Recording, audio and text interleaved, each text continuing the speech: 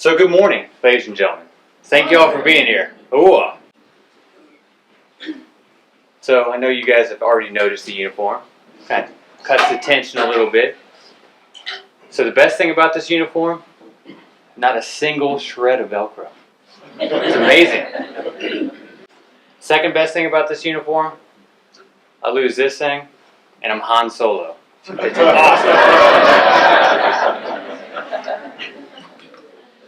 So why are we here today? We're here to talk about the drill assembly of the future.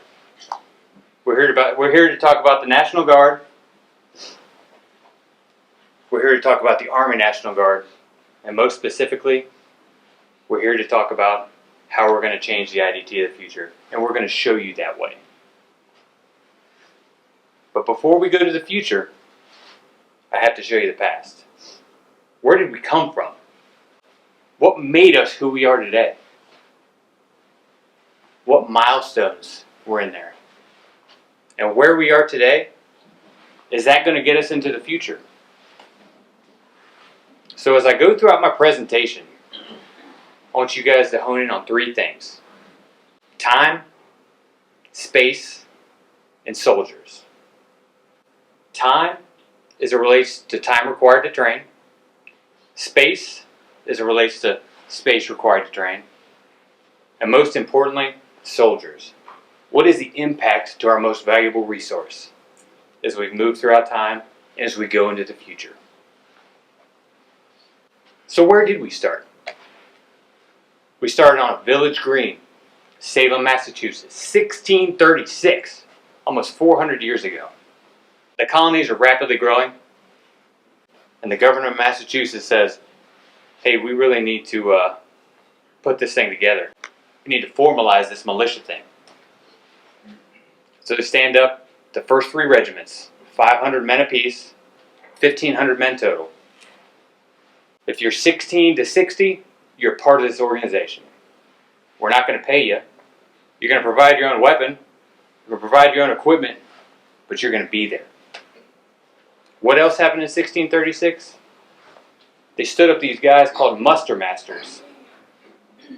The first paid individual to manage the rolls. So if you're an AGR in this room, that's where you come from. 1636. So what did a muster look like back then? We'd get the call to muster. You'd go back to your house. You'd grab your knives, your swords, your pikes. If you were rich, a matchlock. And you'd come to this village green and you'd conduct individual training, whatever that may be. So think about time, space, impact to soldiers. Time, we're doing individual training with whatever we got. Space, we're on a village green. You can do anything in a field. We can go out to the parade field right now, just conduct drills. Impact to soldiers, it's a way of life. Indian attacks are a real thing. If you get the call from your neighbor, you're going to answer that call because there's no one else there to help you. This is where we come from. These are the citizen soldiers whose lifeblood still flows throughout this organization. It's who we are. So what changed? What made us who we are today?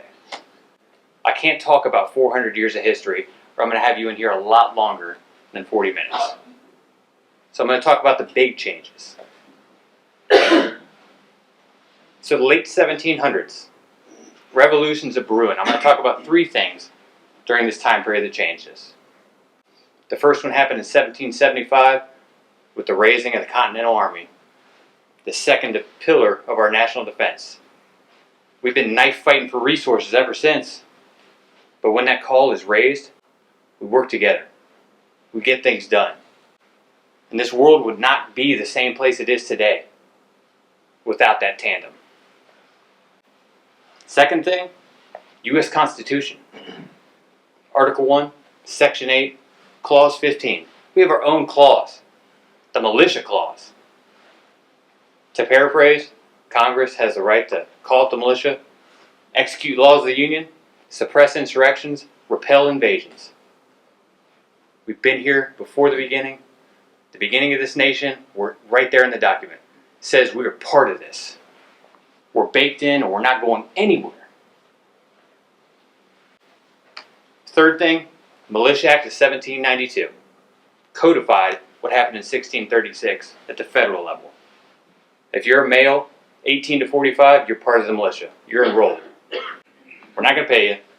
You're going to bring your own equipment, bring your own weapons. But that's the expectation. So not a lot changed the time, space, impact the soldier in those 140 some years. So then you fast forward to the 1800s. Talk about one thing in this period. Late 1800s, we see the rise of these things called armories. Now we're all familiar with those. You look across this nation, 54 states and territories, there's one on every corner. And it is who we are.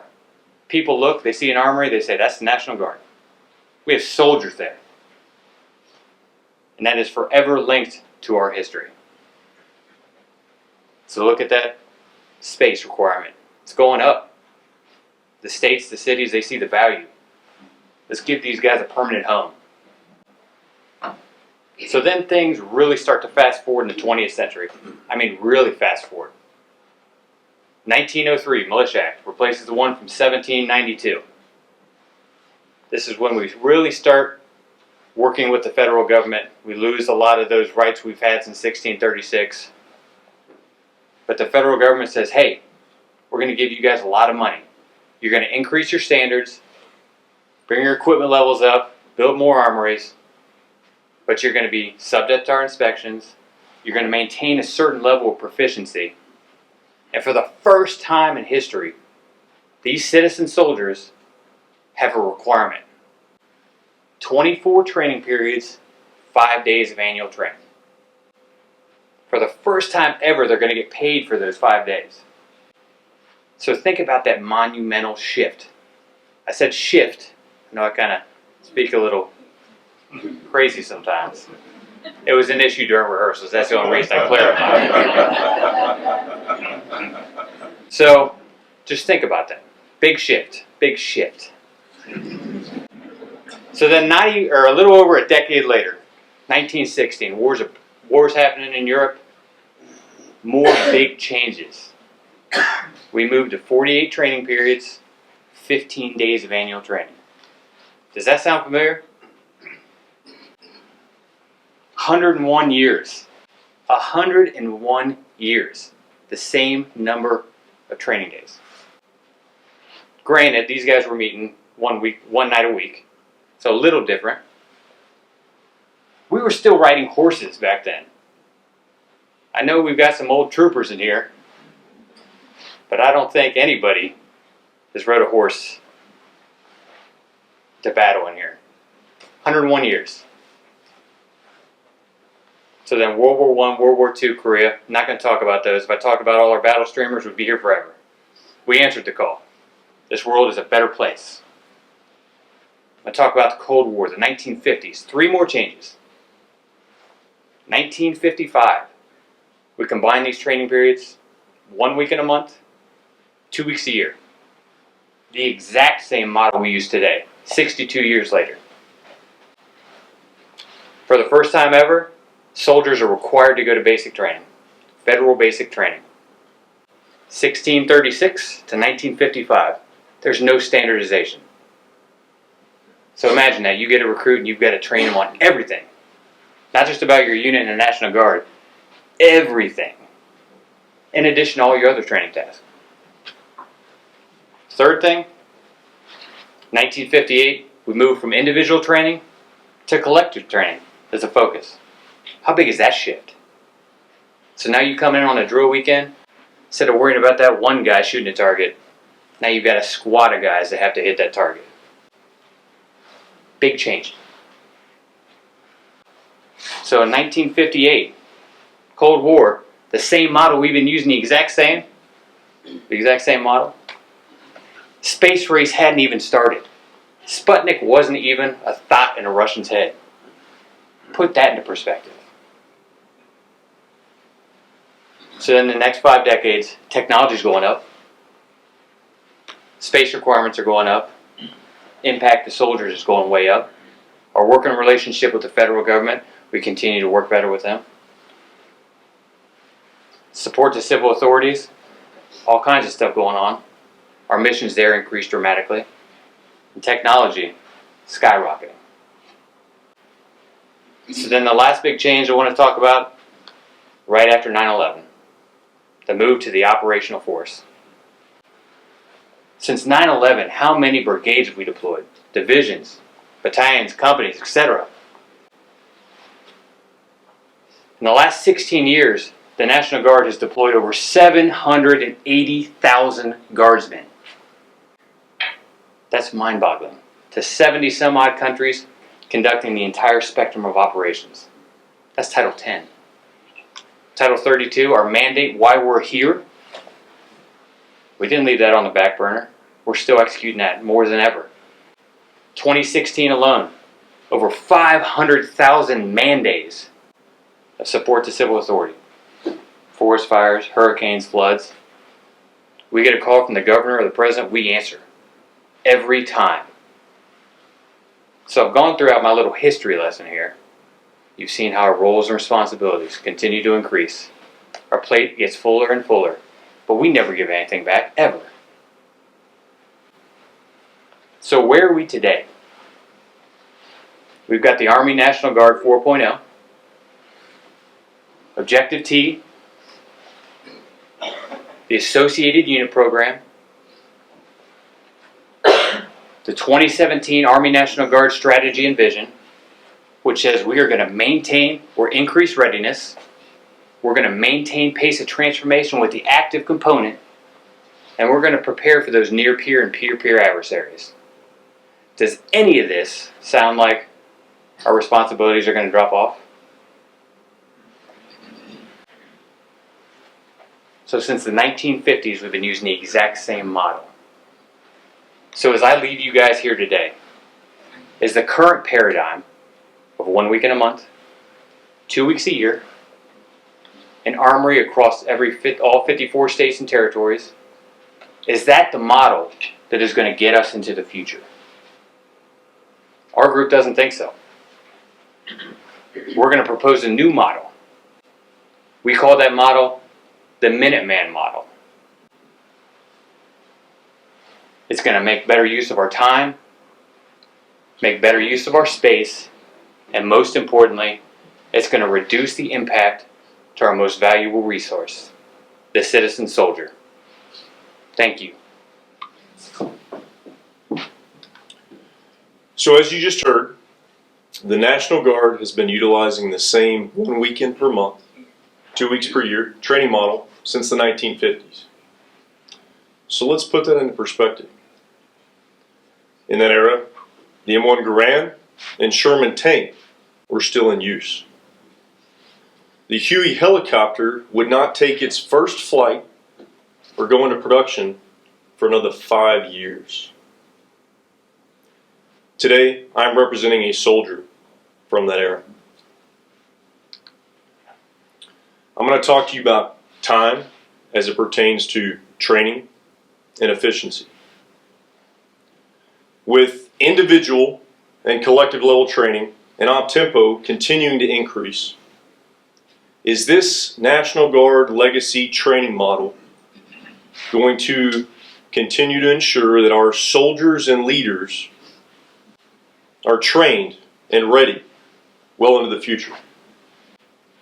Our team believes the answer is no. Organizations continue to be successful because they're innovative, they predict and implement change at the precise time to remain relevant and visionary. So let's talk about a typical Muta 4, a 2-day drill event on any given Saturday and Sunday throughout the year. Who here believes that 1 hour is lost or wasted due to conducting leaders' meetings, chasing down late soldiers, trying to remember where you left off last drill? And where do you start this drill? Conducting update briefs or after action reviews. Are we getting a bang for our buck? Let's talk about drill expenses. Travel time, fuel costs, food, lodging, time away from our families. In my unit, I have 2 soldiers that live down in South Texas near Harlingen. And they travel up to Austin for drill. And on average, they spend about $100 a month in travel costs. Totals about $1,200 a year. They spend more than 150 hours on the road to and from drill each year.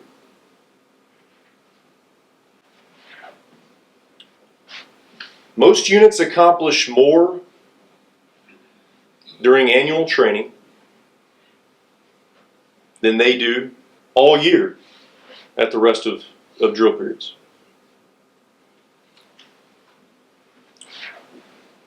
Whether it's weapons qual or platoon, company, battalion movements, convoy training, gunnery, air assaults. I mean, there's too many mission tasks to list, but as leaders, we can provide more opportunities for collective level training throughout the year and not put all of our eggs into one basket during annual training. So how much more efficient can we become?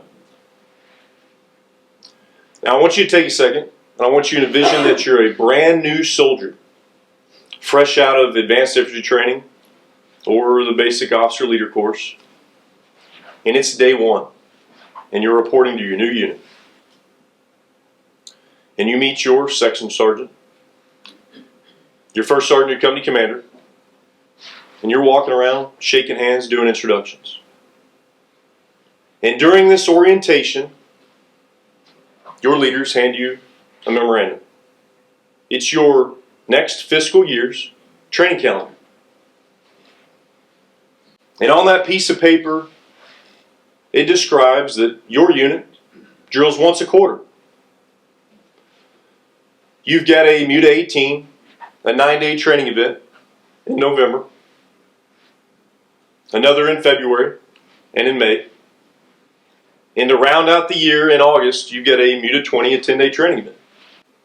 So on average, you're drilling about 9 to 10 days per quarter.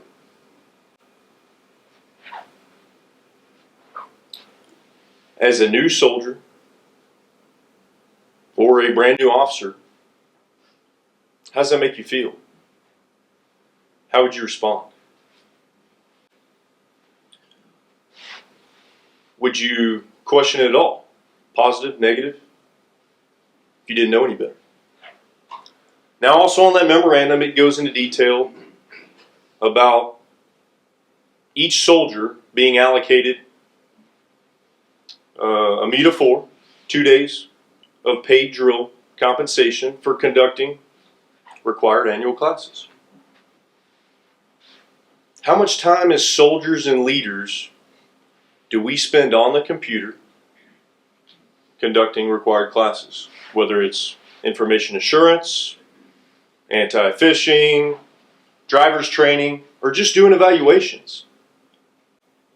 Does this have to be done during drill? As long as it's done to time and standard. Why can it not be done at our house? Or a school library? Or the nearest armory's computer lab? Why must it be done at drill? When we can have a better use of our individual and collective level training time. So, as you can see, adapting to a quarterly drill cycle, what we're coining as the Minuteman model, your travel time and fuel costs are obviously reduced. I mean, it makes sense, you're drilling once a quarter. And I know if there are any safety officers in the room, your ears kind of perk up, right? I mean, what better than our soldiers traveling less time? Food and lodging costs are decreased as well. Let's talk about weekend duty.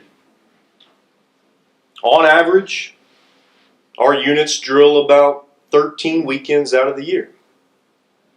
With the new Minuteman model, that's reduced to about 8.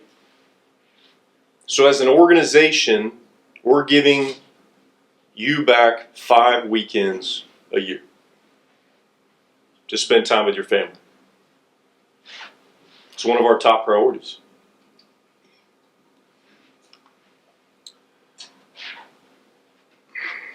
Now, we realize that this Minuteman model is not a one-size-fits-all. It's not a cookie-cutter template, and commanders must have the flexibility to see what works best for their unit and their mission. And with any innovation, that there's going to be some resistance that's met. But as leaders, we must provide more opportunities to conduct collective level training other than annual training, to complete those mission essential tasks that every unit must complete. In order to maximize time and efficiency, not only do we have to look at how and when we train, but where we train. All right, so we just spent the last 10 minutes talking about how we're going to consolidate our time in order to increase efficiency and effectiveness. So I want to spend the next 10 minutes talking about how we can use a similar model for our infrastructure. So first, let's take a look at how we do business today. 79 readiness centers and Armed Force Reserve centers spread across cities and towns throughout the state. Now this model that started in the late 1800s served us extremely well. Those previous generations who reported to their hometown armories every Wednesday night, or eventually one weekend a month, and conducted individual training or whatever tasks were placed on them at that time. Slowly, however, this is transformed. Changes to the force, changes the way we station the force throughout the state, has resulted in our soldiers traveling increased distances in order to report to their assigned readiness centers. In fact, a study conducted in 2014 found that the average distance that a Texas Army National Guard soldier drives on a drill weekend is 100 miles each way. Earlier, we highlighted a scenario where 2 soldiers are driving a total of 150 hours a year. So, is the concept of a hometown armory still relevant? Let's get back to that. What other challenges do we face by this? 79 locations, so that's 79 opportunities for encroachment from a growing population. Now, we're already feeling this in 2 of our locations, Laredo and Fort Bliss, due to expansion of adjacent roadways that are coming right up to our doorsteps. 79 standalone facilities. In 2015, the attacks in Chattanooga highlighted the risk to facilities like this, resulted in increased security measures and added costs. Let's get back to drive time a little bit. That same study in 2014 found that the average travel distance from a readiness center to a training site is an additional 215 miles. So that equates to about 7 hours in lost training opportunities in drive time alone. And that's based on standard highway speeds. That's not based on a military convoy. So considering all this, in order to optimize our training capabilities, we recommend a shift. A shift from the traditional geographically dispersed model, the hometown armories from the 1800s to today, to one that's more centered on our training installations. This provides critical access to our training facilities. That's why I'm wearing this uniform today. Since 9/11, when this uniform was in service for Operation Iraqi Freedom was that tectonic shift in our usage as an operational force. It's those collective training tasks that are critical to have access to training and maneuver lands that will provide us maximum readiness in the future. Facilities. There we go. Will be aligned in brigade complexes, providing sole use space for administrative and unit storage facilities, and surge space for classrooms, dining facilities, assembly halls, billets. Many of those spaces are currently repeated 79 times throughout the state. And those facilities largely sit empty for a good portion of the year, save for a handful of full-time personnel. They're utilized to their full effort 39 training days out of the year. And that's a utilization rate slightly higher than 11%. By consolidating these facilities onto training installations and using surge space for those common spaces, we can increase these utilization rates. And those are the numbers that the federal government looks at when they consider future base closures. So what does this mean to the individual soldier? It means that you're no longer reporting to a readiness center just to load into a bus and drive 215 miles down the road to a training installation. It means that when you get to that training installation, all of your gear is pre-positioned in your locker, ready for you to use.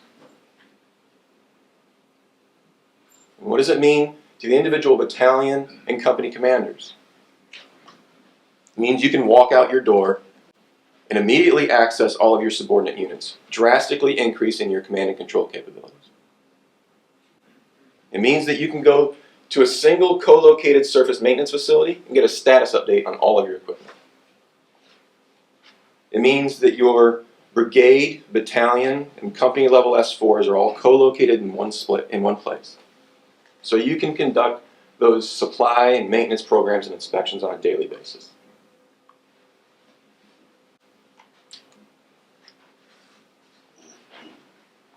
Now, admittedly, there's some challenges to this model.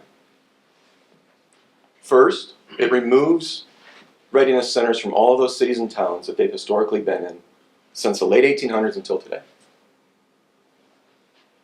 And that could place a significant emotional event on some of those municipalities. It also brings with it a potential loss in political capital. One specific area of consideration is the 13th Congressional District, which is the Panhandle. It's home to Mac Thornberry, the current chair of the House Armed Services Committee. You think he's going to want some military presence in his district? Probably. So how do we mitigate this risk?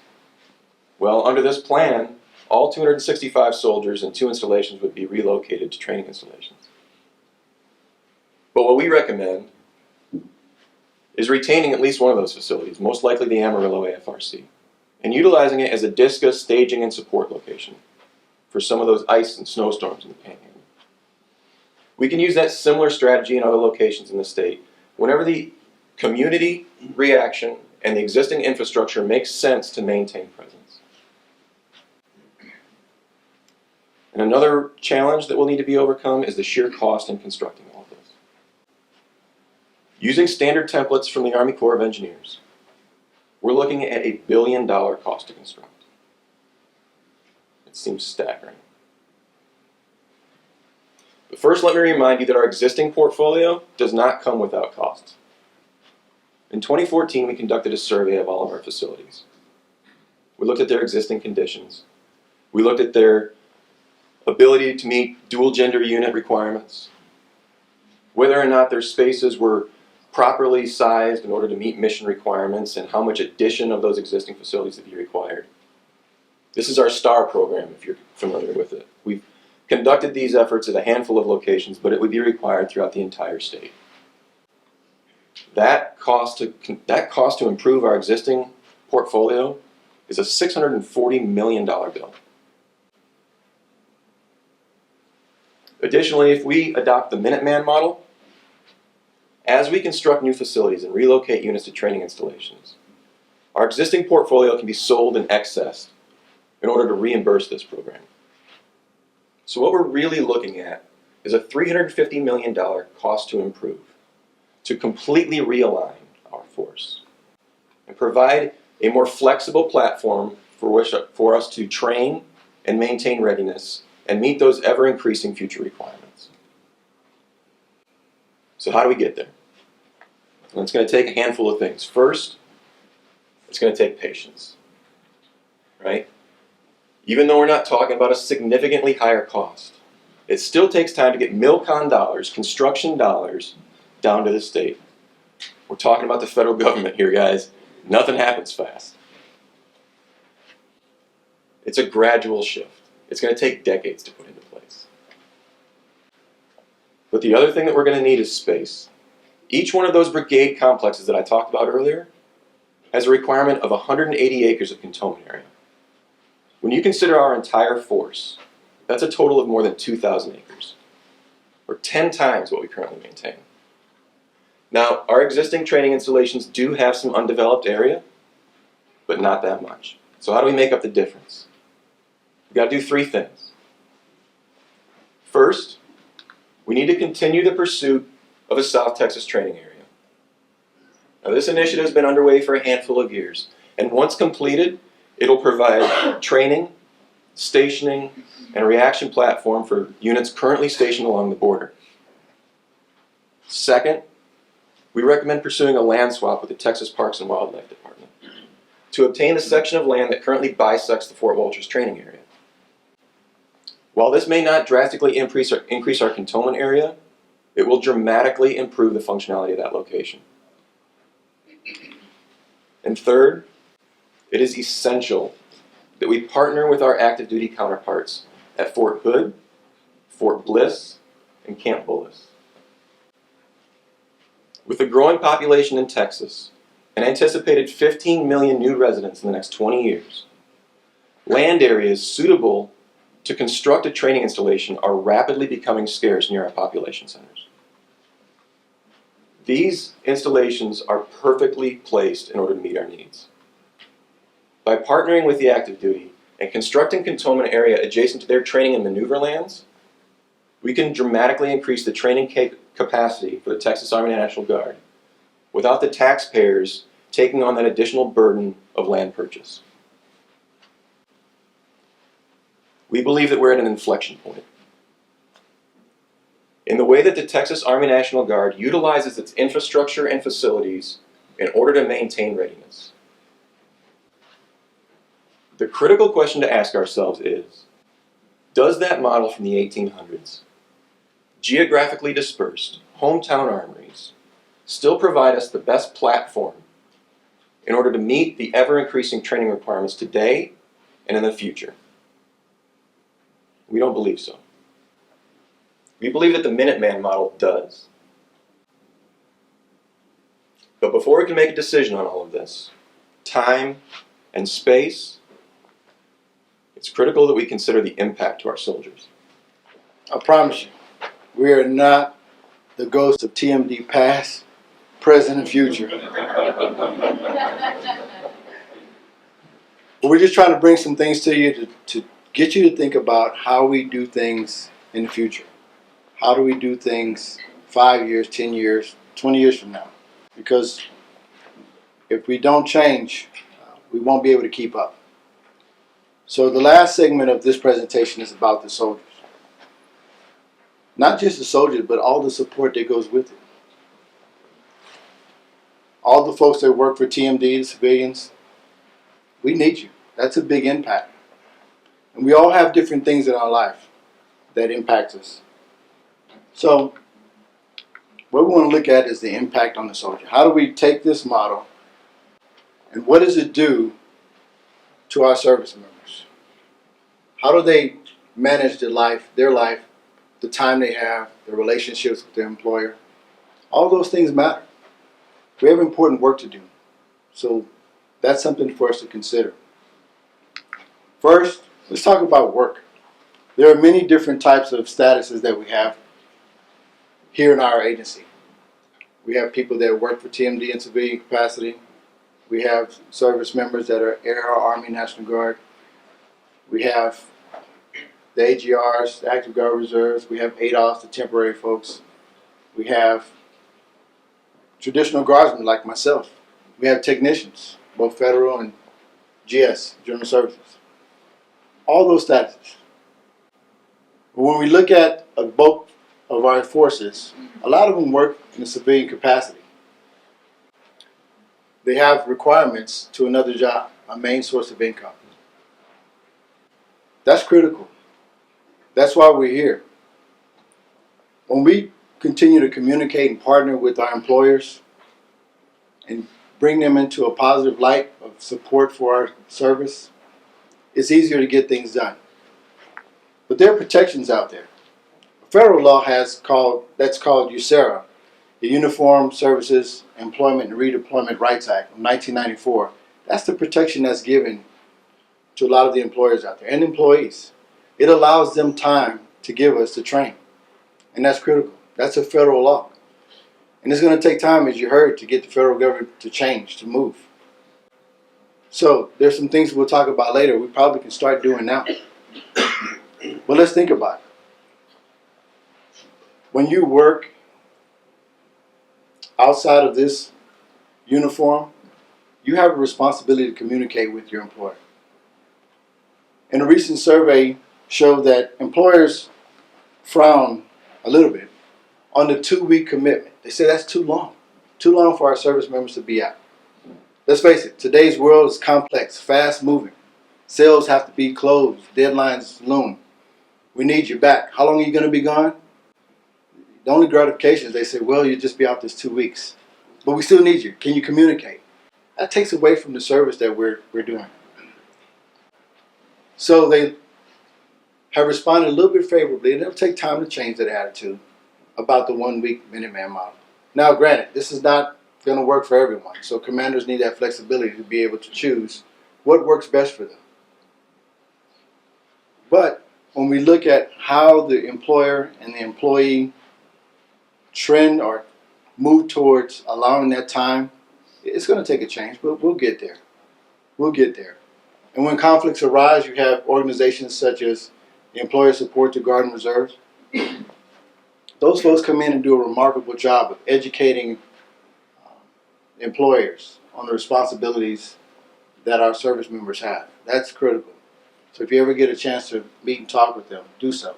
All right? But the main thing is to communicate and partner with your employer. You need them. We need them. So let's talk about the life aspect. Duty, honor, Texas. Where'd that come from? That's what we do, right? That's the thing that we put forth here. We talk about putting people first. Well, if we're going to put people first, then we're going to put their families first. That's what matters. Their families. Spending time with their family, friends, loved ones. Throughout a service member's career, 27 weddings, anniversaries, birthdays, funerals are missed. If you add it up to one significant event a year, that's a generation. So we owe it to our service members to consider their family. There's no protection for them other than the Family Medical Leave Act. And then again, that's federal law, right? So that kind of protects the employer and the employee. But what do we have for the family? So leaders, we have an obligation to make sure that we provide opportunities for our service members, their families, our support staff, all of you in this room, to consider your time with your family. It's important. College students, right?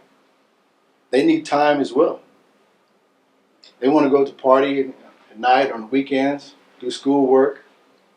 We just heard about giving you 5 weekends back, right? That works great for a lot of us. What about those folks that work shift work? There's that word again, shift. They work in retail. They work in healthcare. They work in the food service industries. How many times have you heard, I lose money when I come to drill? Why? Because that's when they're working. So some of them don't have a need to be off on that weekend. That's time where they can spend with their families or picking up an extra shift to provide for their families. We have to consider that. The next generation is going to need that. They want it now. So you've got to keep that in mind. What you do, the changes that you propose, how will that impact the lives of our service members? And service. Well, that's why we're here. That's why we're all wearing a uniform.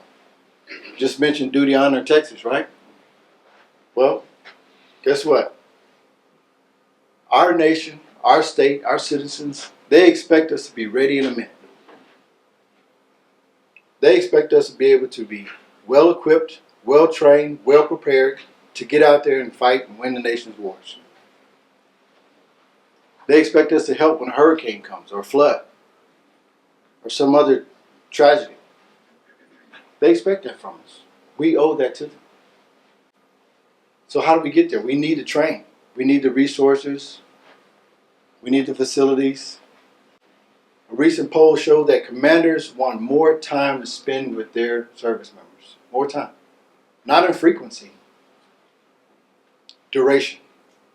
Think about it. A gunnery table. How long does it take to set that up properly, tear it down? Is 2 days enough? But if you started one day and you had 4 or 5 days of continuous training, you can develop that proficiency. You can develop that effectiveness. That's what the military wants. That's what our citizens expect from us. Right?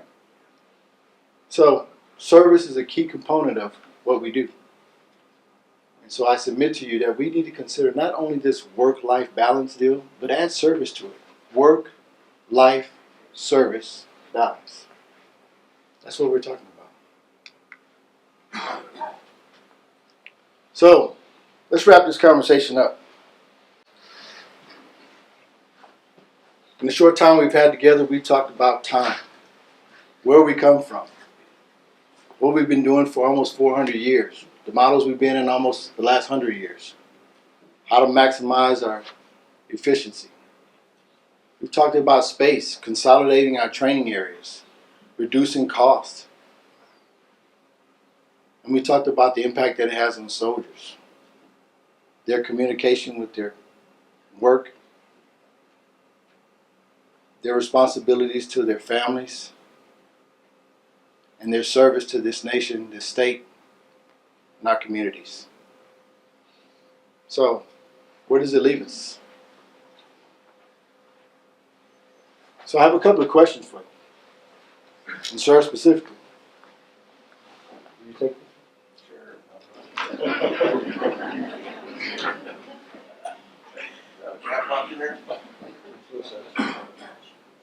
As we remember our past, a couple of questions for all of you. This was my rifle. Cool.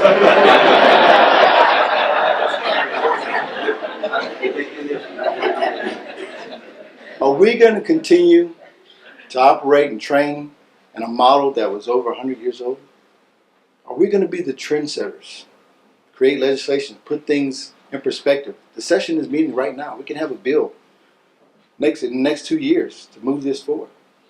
But what are we going to do to make the training future assemblies more effective, more efficient?